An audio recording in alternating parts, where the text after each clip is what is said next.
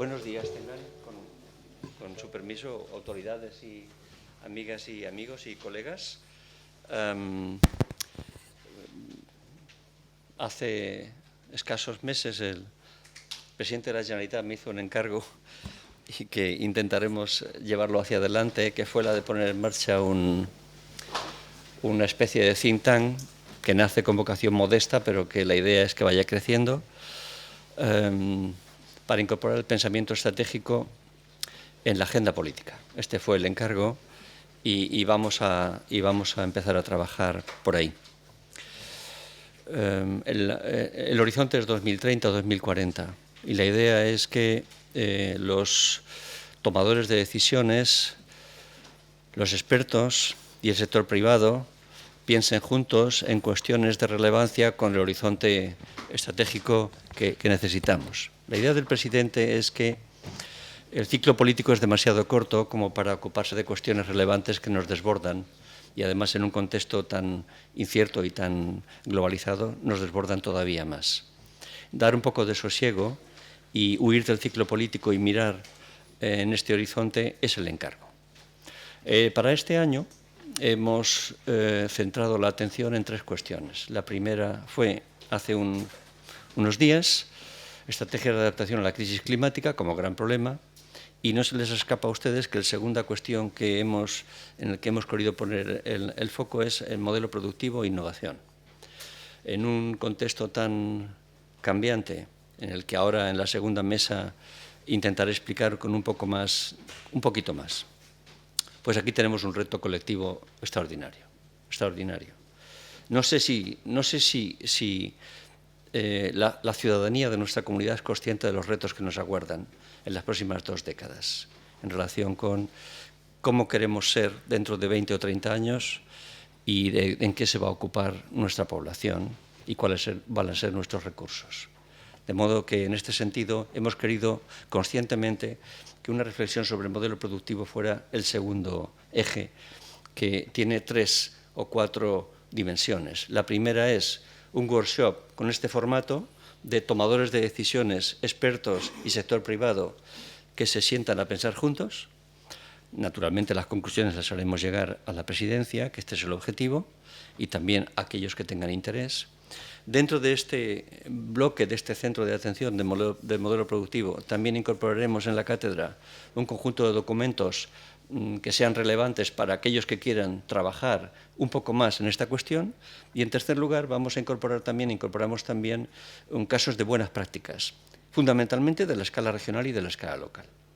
De tal manera que va mucho más allá de un workshop de este formato y pretendemos que vaya creciendo. Esta idea de este tipo de think tanks, modesto desde una escala regional, pero conscientes de que es posible, porque en la Comunidad Valenciana hay capital sobrado como para ser ambiciosos y hacer algo así, incluso tener capacidad de difusión a escala estatal, pues esta idea, otras democracias de nuestro entorno hace tiempo que la tienen y les va muy bien.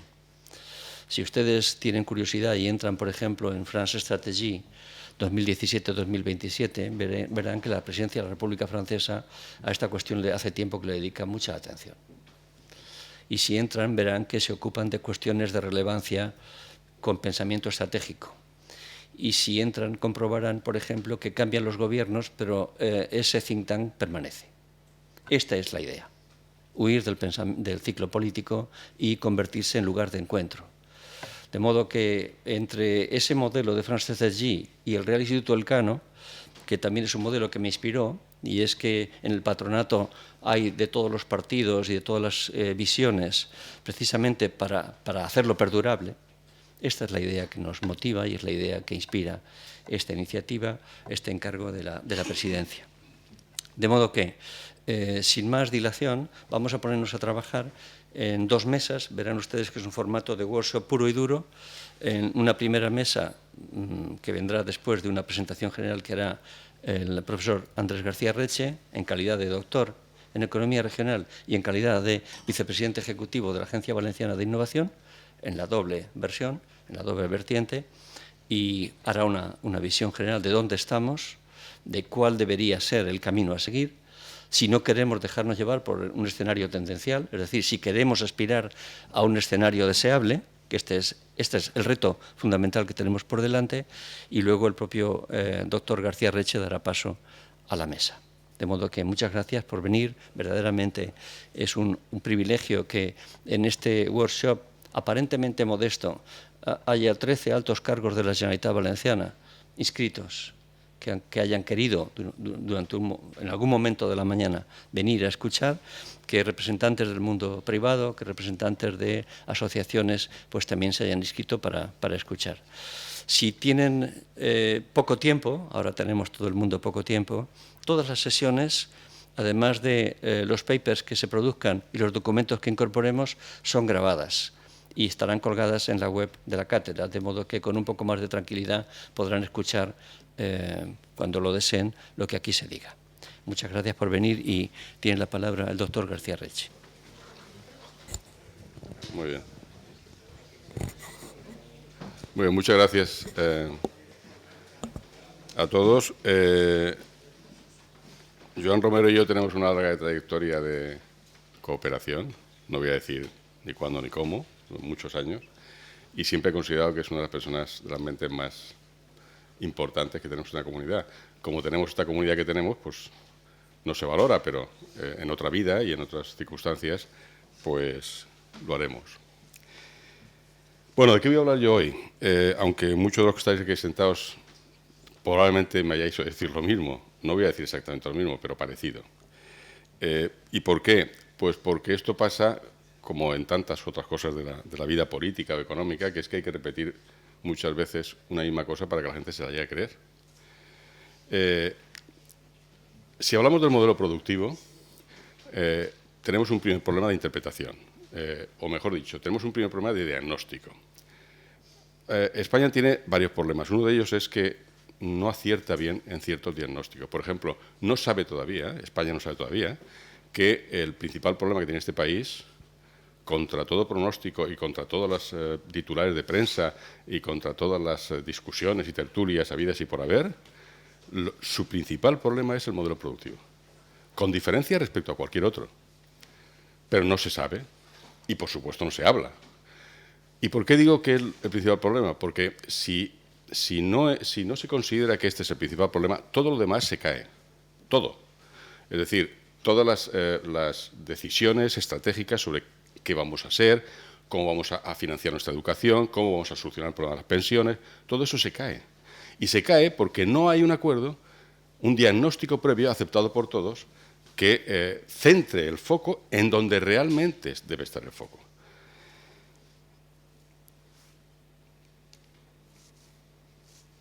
Espera, que me han dicho que esto funciona y yo no lo veo que funcione. O sea, las flechitas no veo yo que... Ah, correcto. ¿Y cuál es el principal problema? Bueno, muchos de los que están aquí sentados me lo han visto decir 1000 veces, yo lo voy a repetir. El principal problema de España, pero también de la Comunidad Valenciana, todavía más, son estas columnas que vemos aquí. Es decir, es que generamos poco valor añadido y, por tanto, podemos pagar poco a nuestros trabajadores y tenemos una renta per cápita relativamente baja. Claro, uno puede decir, esto depende de opciones políticas, en fin, no. Esto depende de que nuestras empresas, y fíjense que desde el principio digo dónde está el actor principal, nuestras empresas pueden generar mayor valor añadido o menor valor añadido. Y que en función del valor añadido que generan nuestras empresas, todo lo demás se acomoda. Es decir, cuando se dice, no, es que se paga poco a los trabajadores. Bueno, vamos a ver, independientemente de que el mercado laboral puede permitir un margen de maniobra mayor o menor al mundo empresarial para tomar sus decisiones y fijar los salarios, independientemente de que la fortaleza sindical puede paliar esto de alguna manera, etcétera, independientemente de todo eso, es decir, independientemente del mercado de trabajo, la realidad es que los empresarios pueden pagar como límite aquello que es su productividad y no hay más. Por tanto, si una empresa genera 30.000 euros al año de valor añadido, es seguro que no puede pagar más de 30.000 euros al año a un trabajador. Seguro. Eso teniendo un beneficio cero. Por tanto, vamos a ver, la productividad, de la cual tanto se habla, pero tampoco se ejecuta, es el principal problema que tenemos, claro que sí. Lo está diciendo todo el mundo ya. También ahora todo el mundo habla de la innovación. Hace 5 años no era así, yo os lo digo para que lo sepáis. No digo que la ABI tenga importancia o tenga algo que ver con eso, pero hombre, es sospechoso que ahora todo es innovación. Bueno, si hace 5 años no era nada innovación, ¿cómo es que ahora todo es innovación? No puede ser. Bueno, pues a lo mejor es que empezamos a que la gente empiece a asimilar que ese es el mensaje real. Entonces, como digo, ese es el principal problema. Entonces, claro, si no tenemos un diagnóstico, cuando se dice, ¿hay modelos productivos? ¿Se puede transformar el modelo productivo? La respuesta es, 1, sí existen los modelos productivos, porque lo digo porque la mitad de mis colegas todavía siguen pensando que no. Ya le digo yo que sí, y yo llevo razón, ellos no. Y en segundo lugar, ¿se puede transformar el modelo productivo? La respuesta es sí. Es decir, que ambas cosas son ciertas. Y digo una más general, las cosas pueden mejorar sustancialmente si aceptamos un diagnóstico razonable y compartido y si ponemos los instrumentos adecuados para solucionarlo. Tienen solución, pero el país tiene que girar, tiene que focalizar en principal problema.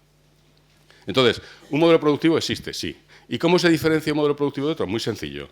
Uno mira qué hacen los territorios, qué hacen, o sea, qué servicios y productos hacen, y eso se llama especialización productiva. Y eso ya diferencia a un país, a una región o a un país de otro. Pero no es solo eso, es que además uno mira cómo lo hacemos, cómo lo hacen.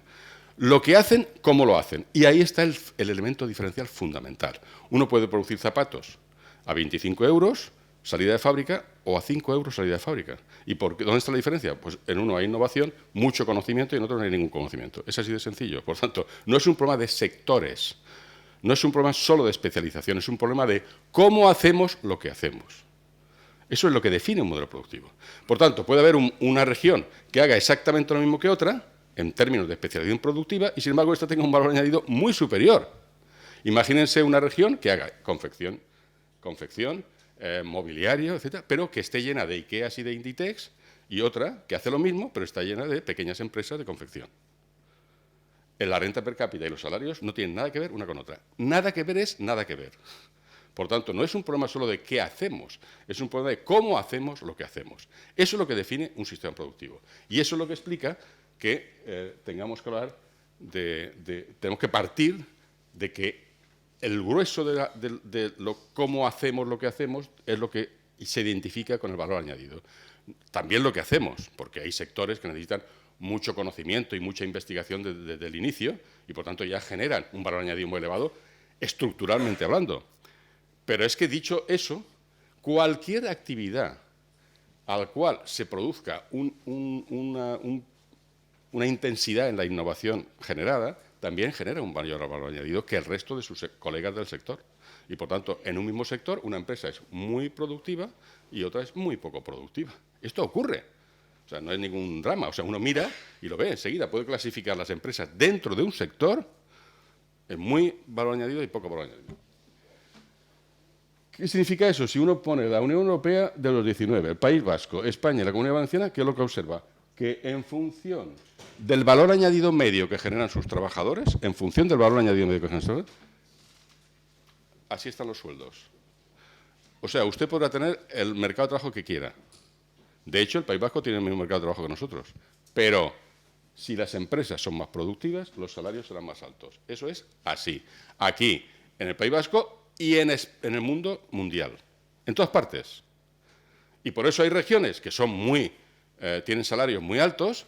¿Por qué? Porque las empresas son altamente productivas, es decir, tienen mucho valor añadido y, por tanto, piden trabajadores de valor añadido que se llama, con mucho conocimiento y, por tanto, pagan salarios más altos. Esto es así. Y es la forma de que tener un crecimiento sostenible es apostar por esto.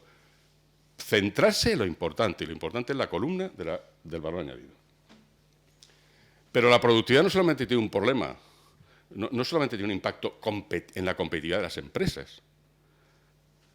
Hay otro aspecto el cual España desconoce también, y los debates sobre esto tampoco existen, y lo más que se ha llegado ahora es que hay muchos expertos ya de esto de la productividad que dicen que la productividad es lo más importante. Es un gran paso, porque antes no se hablaba de esto. Ahora ya incluso hay mucha gente que habla de que la productividad es muy importante. Perfecto. Ahora, el siguiente paso sería bueno saber qué podemos hacer para arreglarlo. Porque claro, está muy bien diagnosticar eso, pero luego viene la parálisis por exceso de análisis, que también son muy aficionados aquí. Entonces, a efectos macroeconómicos, porque esto explica muy bien por qué cuando se dice no, el desarrollo tecnológico destruye empleo y todas esas tonterías y zarandajas que se oyen, porque no se entiende, claro, la otra cara de la productividad. Lo que explica precisamente la creación de empleo es la productividad, es decir, el desarrollo tecnológico y la innovación. Es justamente lo contrario, pero claro, no se entiende. ¿Por qué? Porque no hay un diagnóstico compartido. ¿Qué hace? Cuando aumenta la productividad en una empresa, ¿qué ocurre? Mire, está muy claro ahí. Puede hacer dos cosas. O aumenta los salarios, en cuyo caso aumentará el consumo y habrá más empleo y más PIB, así de sencillo. O aumenta los beneficios. Pongamos que los salarios se mantienen, pero aumentan los beneficios. Muy bien. Si aumentan los beneficios, habrá más inversión y habrá más empleo y más PIB. Y, por tanto, más empleo. O puede que los salarios y los beneficios se queden igual, como consecuencia del aumento de productividad. Y que entonces lo que ocurre es que los costes laborales para las empresas bajen, porque saben que los costes laborales es un cociente donde arriba está el salario y abajo está la productividad del trabajo. Por tanto, si la productividad del trabajo sube, los costes laborales bajan. Esta es la explicación de por qué, sorprendentemente, cuando decimos, es que resulta que Alemania paga mucho más a sus trabajadores. Bueno, paga mucho más a sus trabajadores y tiene unos costes laborales que crecen mucho menos que nosotros. ¿Por qué? Pues porque la productividad crece mucho más allí que aquí. Así de sencillo. Y por tanto, los costes del trabajo son menores, crecen menos que los nuestros. ¿Se dan cuenta? Son paradojas de la vida. Pero claro, como estas paradojas ni los economistas lo explican bien, ni la gente los asimila, y los políticos mucho menos, en ocasiones, pues ¿qué ocurre? Que no se entiende. Y entonces, claro, se hace palos de ciego. Hay que fijarse en este cuadro y entender que si los costes laborales bajan como consecuencia de la productividad, bajarán los precios, aumentará el consumo y habrá más PIB de empleo. Da igual por donde se le mire, los aumentos de productividad ensanchan el mercado, generan empleo y aumento de la riqueza. Se mire por donde se mire. Por tanto, el principal problema es por qué nuestras empresas no tienen más productividad, no tienen más valor añadido. Y eso que se ve aquí es lo que explica, por ejemplo, este cuadro que he sacado de Madison, de su World Economic History, donde, claro, lo que hace Madison es muy sencillo. Decía, vamos a ver, ¿qué pasó desde el vapor en el Reino Unido? Antes de que empezaran Yorkshire y tal a producir textiles con la máquina de vapor y tal. ¿Cuánta gente había trabajando? ¿Cuál era la productividad? ¿Cuántas horas trabajaban? Y entonces vemos que en 215 años, hasta el 2000, después de 4 revoluciones tecnológicas de calado, os podéis imaginar, ¿eh? Máquina de vapor, electricidad, en fin, sociedad de la información, ordenadores, todo lo que hemos vivido hasta el año 2000, después de todo eso, resulta que en el Reino Unido, que es para el que hace la estadística, hay 5 veces más población ocupada que había en 1785, 5 veces más. Por supuesto, la máquina de vapor, el ludismo, ¿os acordáis de aquello, no? Iban a destruir, o sea, el empleo desaparecía. No, si vemos el cuadro anterior, no ha sido así porque la productividad ensancha el mercado. Eso es lo que explica las cosas. Entonces, ¿qué ocurre? Que, claro, la población ocupada son 5 veces más, no menos, sino muchas más, 5 veces. Pero, claro, la explicación está aquí. ¿Lo ven? Tengo aquí un puntero, creo. Esto nunca va. Bueno, la explicación está aquí. Es decir, esto que hablan ahora del reparto de trabajo, la gente está muy aficionada. El otro día veía a un político, no voy a decir quién, en la tele también hablaba del reparto de trabajo. Aquí todo el mundo reparte el trabajo enseguida. ¿Por qué? Es que como el trabajo es escaso, ¿pero quién ha dicho eso? Que el trabajo es escaso. ¿Eso qué tontería es? Hay que repartirlo porque es escaso. ¿Pero cómo que es escaso? Mire lo que ocurre a lo largo de la historia. Claro que se reparte el trabajo, pero se reparte porque la productividad aumenta. Y como la productividad aumenta 22 veces, desde 1785, cada trabajador produce 22 veces más valor que 215 años antes. Esto es a precio constante, por tanto está bien hecho. ¿Qué ocurre? Que se puede bajar a la mitad las horas por trabajador en el Reino Unido y las horas a la semana y las horas. Esto es el reparto de trabajo. Pero el reparto de trabajo tiene sentido porque la productividad aumenta. Si usted no aumenta la productividad, no va a repartir el trabajo. Claro que va a tener un problema de reparto de trabajo de otro tipo, antiguo, eso sí. Pero si hace lo que tiene que hacer, ya se repartirá el trabajo. Es verdad que con la pequeña ayuda de los sindicatos. Porque, claro, ellos creen que esto es voluntario. Muchas veces en la historia la productividad permite reducir la hora de trabajo, pero claro, si no hay una pequeña ayuda de los sindicatos que obligan a que eso ocurra, pues claro, no ocurre. Luego, eso está claro, pero quiero decir que dentro de eso es obvio que la explicación de que el trabajo vaya reduciéndose en horas y de que vayamos aumentando nuestra renta per cápita nada menos que 1.317%, es el aumento de productividad. Y no al contrario. Entonces, ¿qué estamos? Estamos en un territorio donde, como el diagnóstico lo tenemos al revés, las soluciones son erróneas todas. No sé cómo explico. Es decir, si uno piensa que esto de la tecnología no puede ser porque va a reducir el trabajo disponible y entonces ahora vamos a repartir el trabajo porque no habrá trabajo para todos los robots, vendrán los robots, ahí por la calle están los robots, todo el mundo los ve. Uno va por las mañanas y ve todo el mundo lleno, todas las calles llenas de robots. Y va a una fábrica y están todos los robots, te dicen buenos días, un robot. ¿Pero esto qué es? Pero sí ha pasado en otras ocasiones. Pero ¿ustedes lo que significaba la introducción de la máquina de vapor? ¿Saben lo que significaba aquello? ¿Saben lo que significó la llegada de los ordenadores? Claro que desaparecieron muchos trabajos, pero por supuesto. Y hubieron otros, muchos más, que se pusieron en marcha. ¿Qué historia es esta? Si lo que hay que hacer es saber cuáles son los que se van a poner en marcha y jugar a eso, eso es lo importante. Claro, si uno se queda mirando, pierde, ¿eh? Pero pierde siempre, claro. Y aquí el que no corre, como Alicia en el País de las Maravillas. Bien, y junto a eso, a ver, como muy bien ha dicho Jean Romero antes, ¿por qué no pensamos un poquito estratégicamente? O sea, todo esto, que es así, y nos dice lo que tenemos que hacer, ya veremos ahora qué es innovar, ¿en qué marco está eso? ¿Qué va a pasar en los próximos años? Que estemos más o menos seguros. Nunca se puede estar seguro del futuro, nunca. Cualquiera que hizo predicciones en el pasado se equivocó, todos se equivocaron. Un poquito Asimov acertó en algunas cosas, un poquito Arthur Clarke acertó en algunas cosas, un poquito Julio Verne en su día, un poquito. Pero aquí nadie acierta. ¿Por qué? Porque las tecnologías, y aquí hay algunos que saben de esto, cambian mucho. Y entonces, por mucho que tengamos una previsión de que la tecnología más importante va a ser esta y esto va a modificar lo otro, eso se llama tunelar. Eso, Saleb, que es un autor que inventó eso de los cines negros en economía, o sea, que uno puede planificar lo que quiera, pero siempre aparecerá algo aleatorio que hará que esa previsión no sirva. Y eso ocurre siempre, ¿no? Pues no sabemos qué va a pasar. Ahora bien, hay cosas que son tendencias muy claras, que tenemos que darlas como hechas para actuar a partir de ahí. ¿Cuáles son? ¿Alguien duda de que vamos a estar cada vez más conectados? Yo creo que eso nadie lo puede dudar. O sea, que vamos a estar más conectados en todo. No digo ya incluso con el IoT y todas estas cosas que también. Ya lo seguro, es decir, ya nosotros mismos nos damos cuenta con nuestro móvil que estamos más conectados cada vez. Ya no hace falta ni siquiera llegar a la IoT, que va a llegar. Claro, imaginaros lo que eso significa en términos de huecos de ciberseguridad, lo estamos viendo ya. Y los problemas que hay que abordar ahí. Y prever con antelación. Prever. Una palabra que en España no existe. Prever, una cosa. Y cuando se dice prever, que no es así, es prever, como sabéis. Bueno, alargamiento de la esperanza de vida. ¿Alguien duda de que vamos a vivir más? Una obviedad. ¿Que la gente está concentrando en las grandes ciudades? ¿Podemos revertirlo? A lo mejor un poquito podemos revertirlo, pero es una obviedad, va a ocurrir. El problema estará en las ciudades. ¿Que hay un calentamiento global? Pues no, si queda todavía algún escéptico porque lo diga, pero que hay un calentamiento global es una obviedad. Y luego, el tema de la movilidad, que vamos a movernos de otra manera. Bueno, vamos, es que no hace falta que coche eléctrico solo, es que hay muchas cosas que discutir en ese tema y ya lo hemos discutido muchas veces. Luego eso va a ocurrir. Entonces, claro, eso va a ocurrir. Bueno, pues si va a ocurrir, ¿por qué no lo ponemos? ¿Por qué no lo ponemos en las presentaciones al principio? Si sabemos que va a ocurrir. Y actuemos en función de que eso va a ocurrir. ¿Y qué sabemos también? Que hay 7 tecnologías habilitadoras que llama la Unión Europea. Me gusta utilizar este término más que entrar en el detalle. Pero estas tecnologías no solamente ya están muchas de ellas desarrolladas y justas para aplicar, algunas están todavía en la fase de aplicar, pero en el año 21, el año 22, todas esas son tecnologías maduras para aplicar inmediatamente a las empresas en cualquier ámbito. Y si eso ocurre, ¿qué estamos haciendo? ¿Qué estamos haciendo? ¿Jornadas? ¿Queréis que hagamos otra jornada? Yo pensaba que prometo al auditorio que esta va a ser la última jornada de cualquier cosa, por lo menos en lo que participemos nosotros. Jornadas.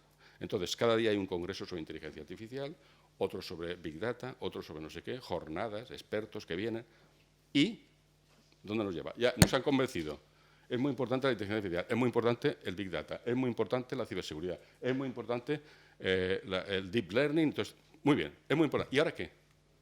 Nuestras empresas, las del automóvil, las del mueble, las de alimentación, ¿qué les dice eso? ¿Quién está trabajando para que las empresas las asimilen?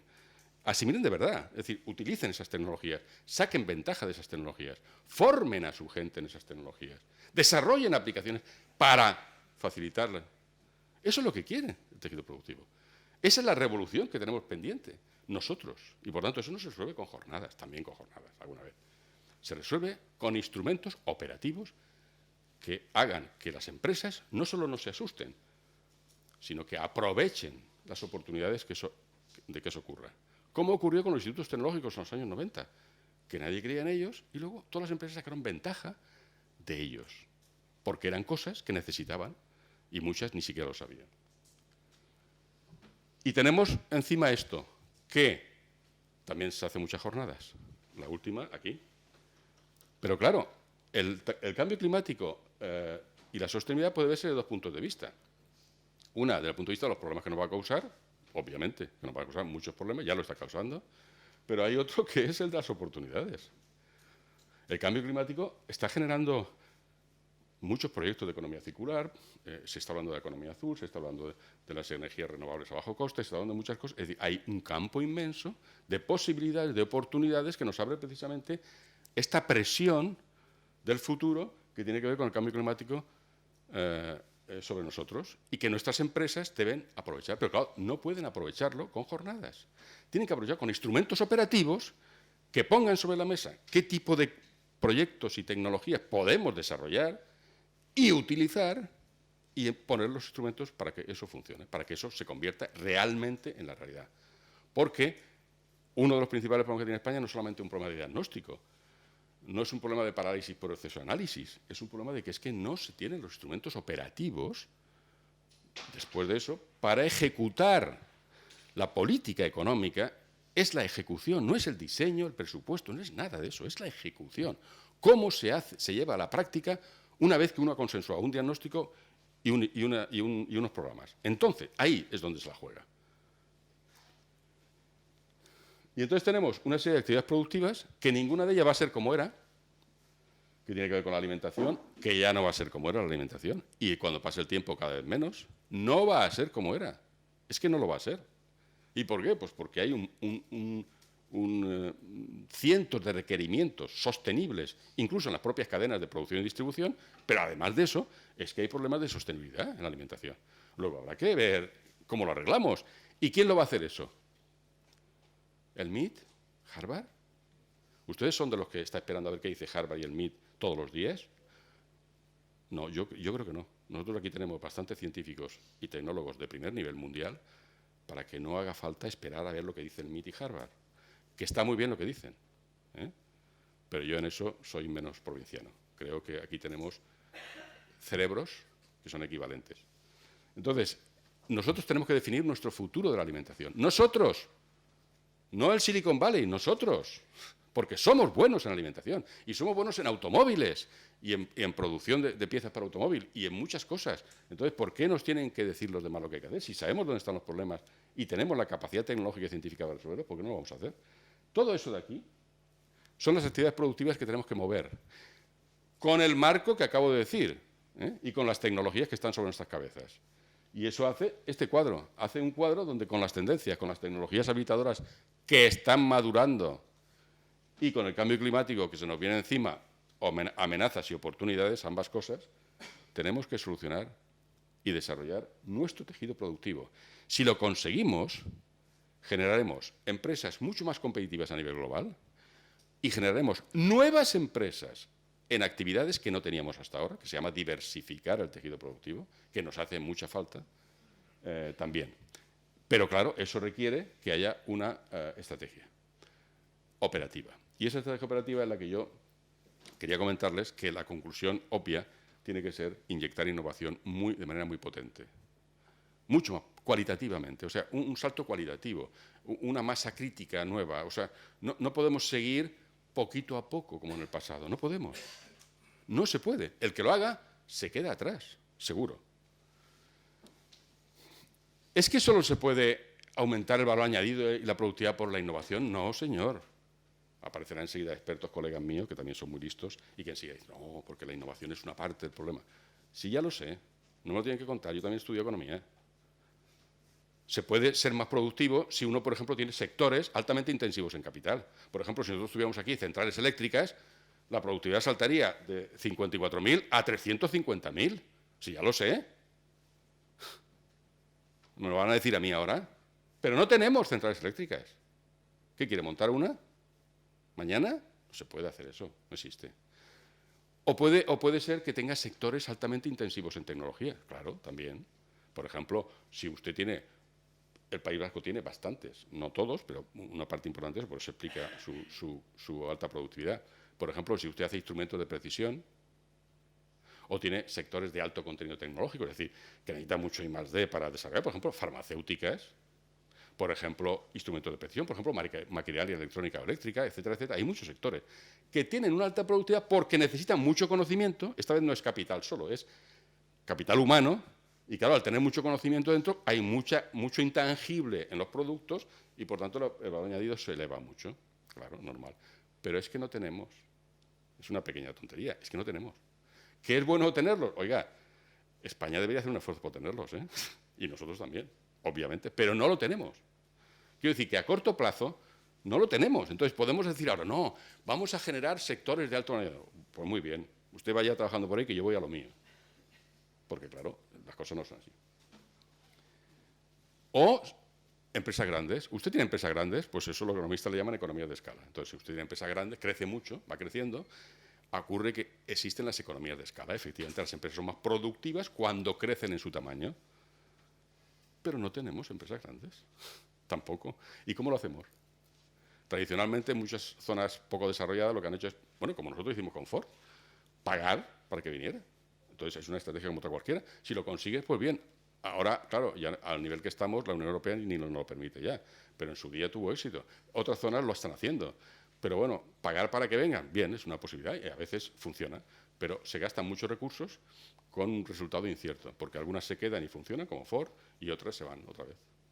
Entonces, si todo eso no lo tenemos, ¿qué es lo que podemos hacer para aumentar el valor añadido? A corto plazo.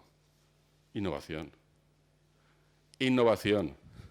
O sea, analizar toda la materia gris que tengamos en el sistema y si es posible, inyectarla a las empresas. Mucho más que antes. ¿Y dónde está la materia gris? Se lo digo. Está en los institutos de investigación científica, es decir, en toda la red de universidades públicas y privadas que tenemos en la Comunidad Valenciana. 2, en la red de institutos tecnológicos, que son 11 en la Comunidad Valenciana, y que estamos hablando de más de 1.400 técnicos de alto nivel. Están en los centros del CSIC, en la Comunidad Valenciana, que son 11, muchos, cuyo delegado está aquí hoy, por cierto, que son 11 y que son muchos.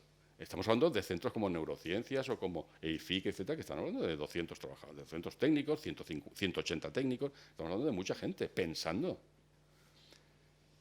Y tenemos los centros de investigación sanitaria, que tenemos en la FE, que tenemos en FISABIO, que tenemos en el INCLIVA.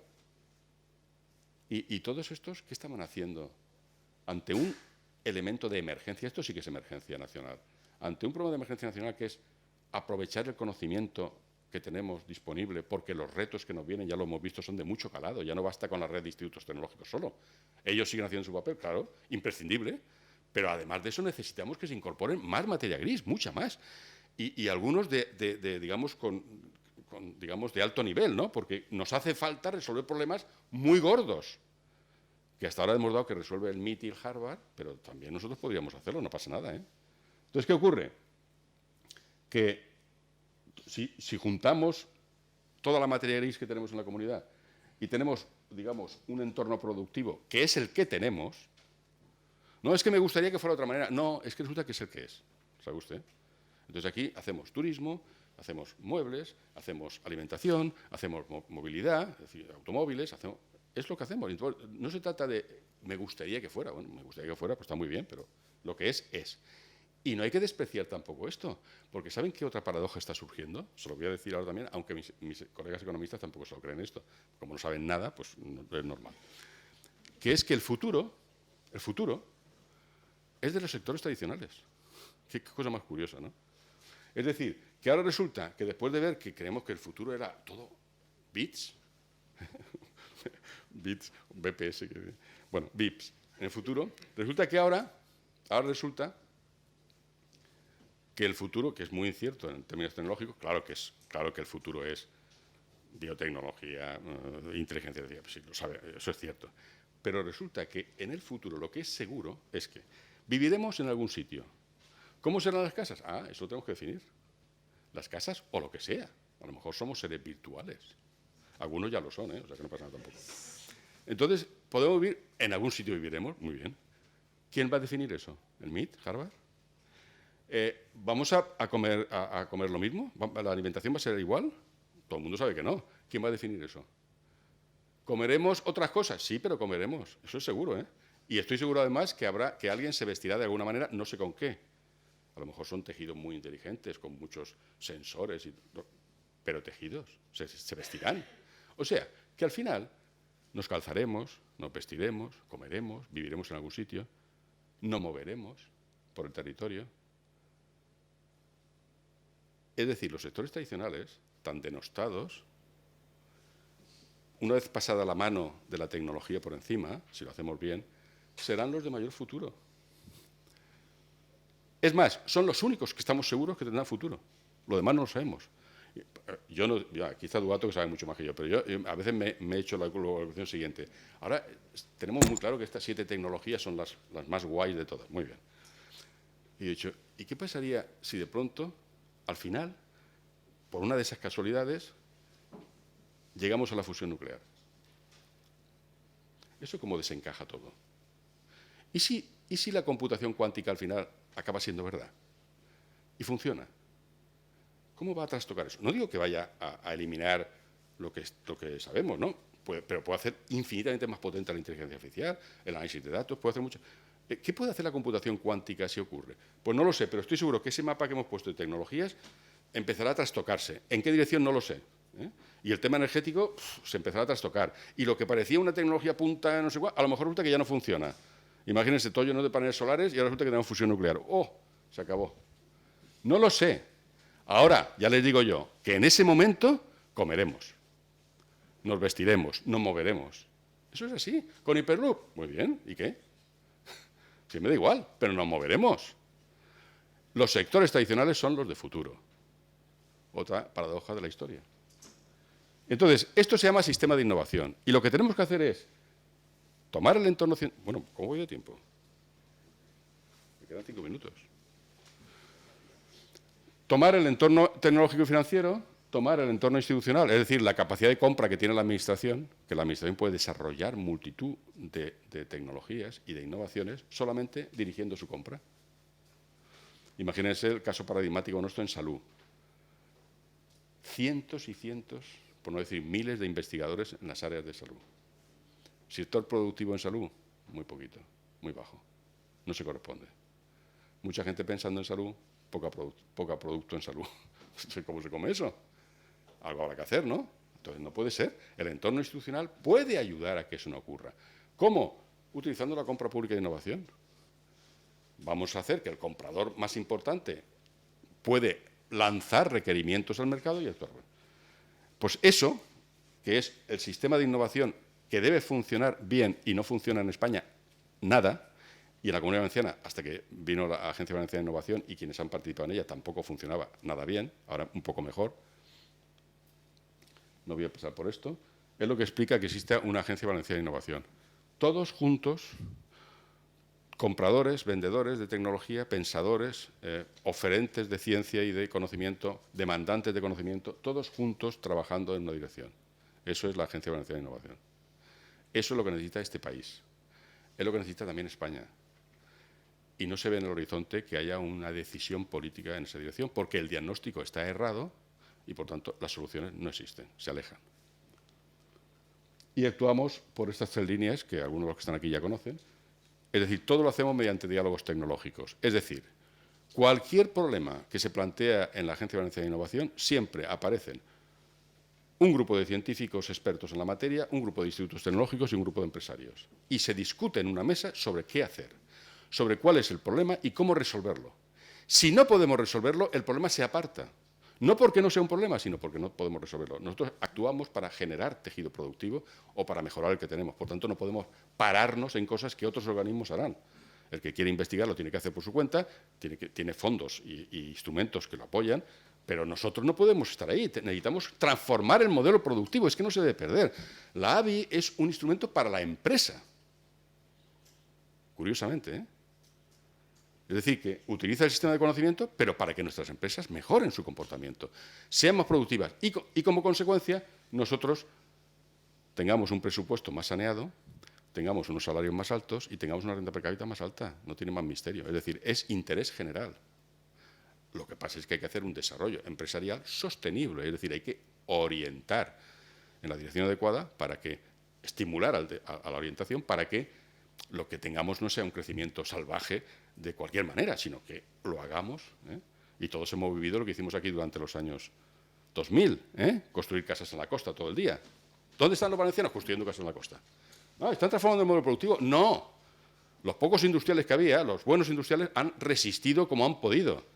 Pero quien estaba aquí sacando la pasta eran los que estaban construyendo casas en la costa. Ese era el modelo productivo de desarrollo valenciano. Es una cosa patética y lamentable. Y entonces actuamos en varios programas. Todos los programas del AVI lo que afectan es a la conexión del sistema. Es decir, cualquier cosa que sea juntar el conocimiento con la empresa, ahí está el AVI. Y si no es eso, ahí no está. Hay otros organismos que lo hacen. No entramos en eso. Hemos creado una red de unidades científicas de innovación dentro de los centros de investigación. Sabéis que aquí el problema que hay, en España en general y en la Comunidad Valenciana en particular, es que hay 200 investigadores de alto nivel, publicaciones científicas primeras del mundo, en el ranking mundial muy bien considerados, pero innovación cero. Cero, estoy exagerando, algunos, poca innovación. Bueno, pues como la excusa, entre comillas, es no tengo recursos financieros ni humanos para eso, nosotros creamos redes unidades de investigación dentro de las unidades de los institutos de investigación top mundial. Y entonces, claro, ya tienen un grupo de gente que se dedica solo a desarrollar innovaciones de aquello que se sabe aguas arriba. Actuamos mediante casos piloto y efectos de demostración. La ventaja que tiene el AVI es que cuando hay un tema que se considera importante, generamos un proyecto piloto o un efecto de demostración y entonces la gente entiende de qué estamos hablando y las ventajas que eso tiene. Y, por supuesto, estamos de lleno metidos, aunque no hemos popularizado mucho todavía esto, pero algunos de los actores están aquí sentados también, esto que va a ser una plataforma de demostración, difusión, desarrollo y formación en tecnologías habilitadoras, basándose en la idea siguiente.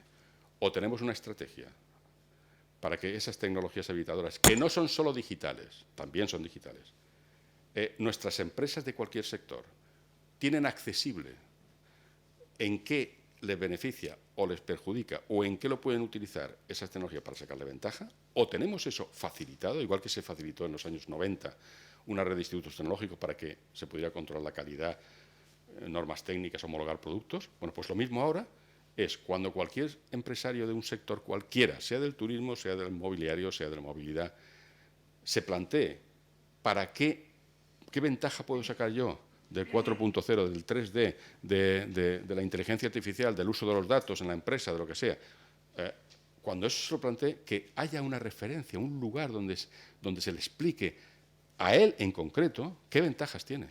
Necesitamos un proyecto de gran envergadura, con masa crítica en esta comunidad, para que nadie pueda decir, ninguna empresa puede decir, por muy grande o pequeña que sea, puede decir que ella no sabe el impacto que va a tener una nueva tecnología de estas que están encima de nosotros en su actividad concreta y dónde forma a su gente y qué aplicaciones podemos desarrollar para nosotros. Necesitamos eso, pero lo necesitamos con urgencia y eso hay que jugársela. Bueno, entonces, y acabo ya, porque ya estoy justo en el tiempo. Acabo ya. Todo lo que se hace en la agencia se basa en la idea de que esto es un instrumento de todos. Es decir, de todos quiere decir del sistema de innovación. Es decir, de los responsables de que produzcamos lo que produzcamos y generemos el valor que generamos. Y, por tanto, es un instrumento de los empresarios, es un instrumento del mundo científico, es un instrumento del mundo tecnológico y es un instrumento de los sindicatos. Son ellos los que determinan, y por eso están en el Consejo de Dirección. En el Consejo de Dirección de la agencia son ellos los que dirigen. Son ellos que deciden cuáles son los retos más importantes que tenemos y qué instrumento vamos a utilizar.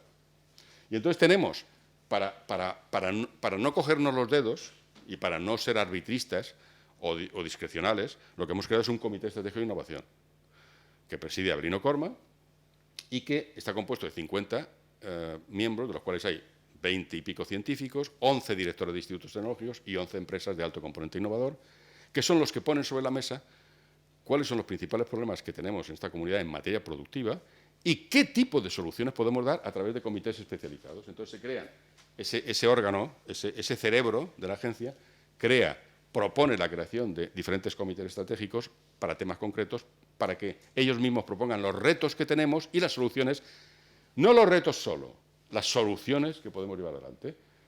Y estos son los que se han ido creando hasta ahora y seguimos creando más. Por ejemplo, ahora estamos con Cruz Roja, en fin, tenemos varios comités que el año que viene se pondrán en marcha, pero ya hemos hecho agroalimentación, automoción y movilidad sostenible, economía circular, salud, tecnologías habitadoras, hábitat sostenible, emergencias. Todo esto, cualquier problema que se plantee, se lleva a estos comités y esos comités definen los retos. Por ejemplo, aquí tengo algunos ejemplos para que entendáis esto que significa. Los comités, compuestos siempre por empresas, científicos y tecnólogos, definen los principales retos en cada una de las áreas y después proponen soluciones. Soluciones ya bajando al detalle. O sea, es evidente que hay un reto de que hay que producir alimentos más saludables. Muy bien, pero esto es un reto general. ¿Qué significa eso? ¿Y qué podemos hacer nosotros para resolverlo? Pues ahí están. De tantos que había, hay 3. Y una vez que eso ocurre, bueno, esto es alimentación, tenemos movilidad sostenible, ahí se fijan los principales problemas que tenemos en marcha, pero ya con los problemas concretos que hay que solucionar y con las medidas concretas para solucionar. Y vamos, economía circular lo mismo. Todos sabemos que hay que hacer bienes de consumo más sostenibles, pero eso, ¿qué significa en términos concretos de proyectos? De tal manera que al final de todos estos comités, ¿qué ocurre? Que la agencia lo que hace es primar en su baremo de concesión de ayudas a estos proyectos. Y entonces las empresas y los centros de investigación se presentan y se soluciona el problema. ¿Se dan cuenta? Y así se cierra el círculo. Porque si nos quedáramos aquí, ya estamos otra vez en el tema de la nube. No, esto tiene que ser un proyecto en realidad. Y ahora, cuando veamos los proyectos que no han sido demandados, nos vamos a plantear acciones con startup y con otras cosas y con capital riesgo para ver de qué manera empezamos a crear un sector nuevo con proyectos que ya sabemos que hay que hacer y que podemos hacerlos. Eso es lo más importante, que podemos hacerlo. Tenemos capacidad científica, tecnológica y empresarial.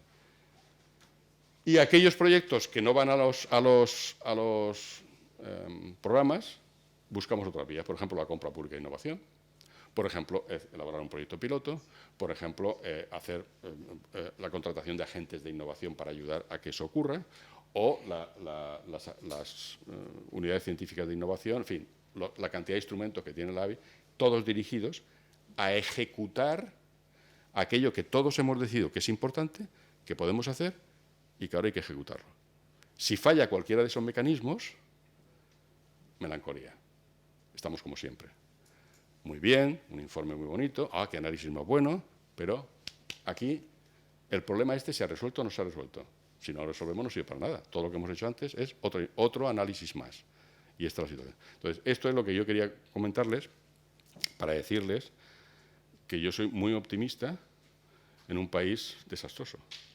Entonces, eso quiere decir que podríamos mejorar mucho nuestra situación si nos ponemos todos a trabajar en esa dirección. Y no pasa nada. O sea, se puede hacer, independientemente de ideología política que tenga cada uno, independientemente de lo que piense, de lo que sea. Aquí hay un problema de país, mucho más de Estado que otros muchos que se están discutiendo todos los días. Y el problema principal de Estado que tiene este país es cómo resolvemos nuestro modelo productivo, cómo mejoramos nuestro modelo productivo. Y yo creo que este instrumento de la agencia, que ha sido fruto del consenso, que está al margen, aunque parezca otra cosa, de la lucha política diaria, y que depende de la presidencia de la Generalitat y del presidente de la Generalitat, que es quien preside esto, es muy importante que se tenga esto claro para entender que esto es un proyecto de todos y que gracias a eso todavía estamos en marcha. Muchas gracias. No sé si hay preguntas.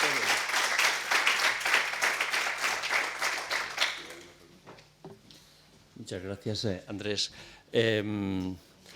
Tendríamos ahora un café, pero no me resisto, primero, de nuevo, a dar las gracias a Andrés, y aunque sea a costa de 4 minutos, si alguien quiere hacerle 2 preguntas al doctor García Reche, es el momento. Y si no, luego en el coloquio tendremos más tiempo. ¿Una? Más que pregunta, en primer lugar, agradecer la brillante presentación, muy buena como siempre, no cabía esperar otra cosa, pero sí que quería matizar un par de aspectos que creo que no has mencionado. El primero es que cuando has mencionado que la introducción de tecnología no destruye empleo, sino que lo crea, creo que es muy importante también resaltar la calidad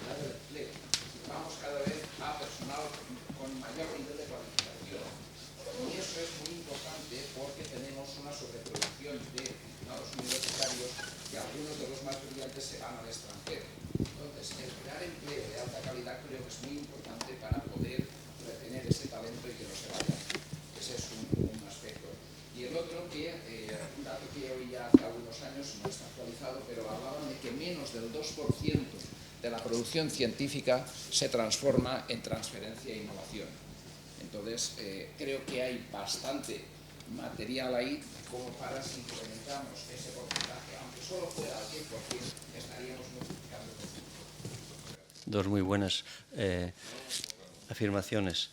12 minutos para un café y seguimos con la mesa. Muchas gracias.